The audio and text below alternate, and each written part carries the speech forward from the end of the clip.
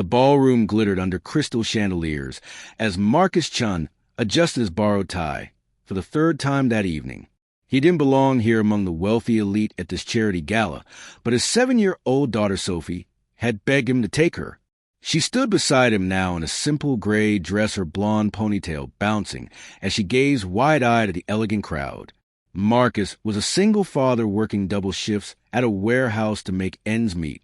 After losing his wife to cancer 3 years ago, every day had been a battle to keep their small family afloat. But when Sophie's school announced this event and she looked at him with those hopeful blue eyes, he couldn't say no. They had won the tickets in a raffle, and Sophie had been counting down the days for 2 weeks. "Daddy, look at all the pretty dresses," Sophie whispered, tugging at his leather jacket. It was the only decent outerwear he owned, and he felt painfully out of place among the tuxedos and evening gowns. "Their beautiful sweetheart," Marcus smiled down at her. "Just like you?" Across the room, Victoria Hartwell stood in an elegant white gown, accepting congratulations on her father's latest business success. She was 32 years old and heir to the Hartwell fortune, but tonight she felt trapped. Her father had arranged this entire evening, including an introduction to a man she was expected to marry for business purposes. She caught sight of the man in the leather jacket and the little girl beside him. Something about their authentic joy amid all this pretension made her smile. Then everything changed in an instant. A figure in a white mask appeared at the entrance. The man raised a gun and the crowd gasped collectively. "Nobody move," he shouted. "This is about the Hartwell family and their crimes." Victoria's blood ran cold. Her father had received threats for weeks from a former employee he had wrongfully terminated. She never imagined it would come to this. The gunman's eyes locked onto Victoria across the room. "You Hartwells destroyed my life," he screamed, moving forward with the weapon raised. "Now you'll understand loss." Time seemed to slow down. Victoria stood frozen as the masked man aimed directly at her. People scattered in every direction, screaming and diving for cover. But Marcus saw something else. He saw a terrified young woman about to lose her life. He saw Sophie's face as she had to witness such violence. In that split second, he made a choice that defined everything he believed about being human. Without thinking, Marcus pushed Sophie toward a nearby column where she would be sheltered. Then he ran, not away from danger, but straight toward it. He positioned himself between the gunman and Victoria just as the trigger was pulled. The bullet struck Marcus in the shoulder, and he crashed into Victoria, knocking them both to the ground. The impact was searing, but he had succeeded in changing the bullet's trajectory. Security guards rushed forward and tackled the gunman as chaos erupted throughout the ballroom. Victoria found herself on the floor, beneath this stranger who had just taken a bullet meant for her.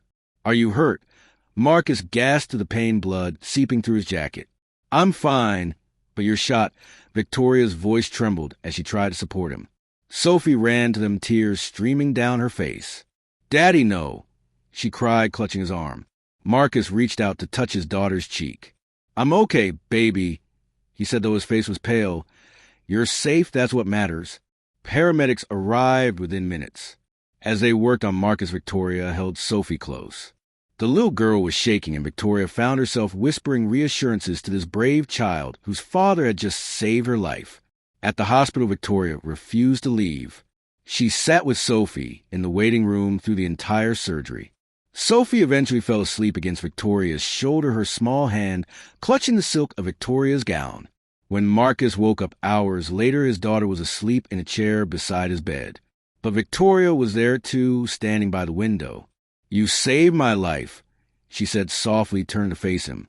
"Anyone would have done the same," Marcus replied, though they both knew that wasn't true. "Not anyone," Victoria shook her head. "Most people ran, including people I thought cared about me." Over the following weeks, Victoria visited Marcus and Sophie regularly. She learned about their struggles, about the wife and mother they had lost, about Marcus working himself to exhaustion to provide for his daughter.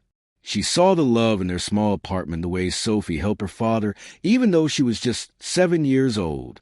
And she saw something she had never found in her world of wealth and privilege.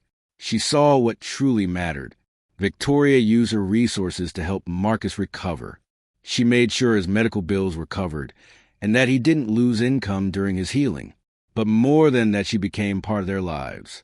She taught Sophie to paint and took her to museums. She talked with Marcus late into the evening about life and loss and finding purpose in pain. Marcus, who had always struggled to trust people after his wife's death, found himself opening up to this woman who had been a stranger. 6 months later, on a spring afternoon, Victoria made an announcement to her father. She was walking away from the arranged marriage and the corporate pressures. She had fallen in love with a warehouse worker who had taught her what courage really meant. Her father was furious at first, but when he met Marcus and Sophie, when he saw the genuine happiness in his daughter's eyes, he began to understand. Marcus and Victoria married quietly a year later with Sophie as their flower girl. They bought a modest house where Sophie had her own room and a backyard to play in. Victoria continued her charity work, but now with a different perspective, understanding struggle from the inside. Marcus returned to work, but Victoria insisted on partnering with him to start a small business, helping other single parents. And every night they sat together as a family. Sophie would tell them about her day at school. Marcus would share his thoughts on their growing business. And Victoria would remind them both that the best decision she ever made was falling in love with a man who showed her what true heroism looked like. It wasn't about wealth or status or power.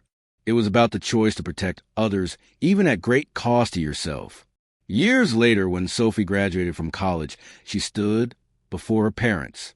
"Dad," she said with tears in her eyes, "you taught me that love means sacrifice." And Victoria, she continued, "You taught me that family isn't about blood, it's about choosing to show up every single day." Marcus looked at his wife and daughter and knew that the bullet he had taken had led him to the greatest blessing of his life. He had stepped in front of danger to save a stranger. And in return, he had gained everything he never knew he needed. A partner who loved him, a future filled with hope, and proof that one moment of courage can change everything. If this story touched your heart, please like, share, and subscribe for more stories that remind us what truly matters in life. Leave a comment below about a time when someone's kindness changed your path. Let's keep spreading these messages of hope together.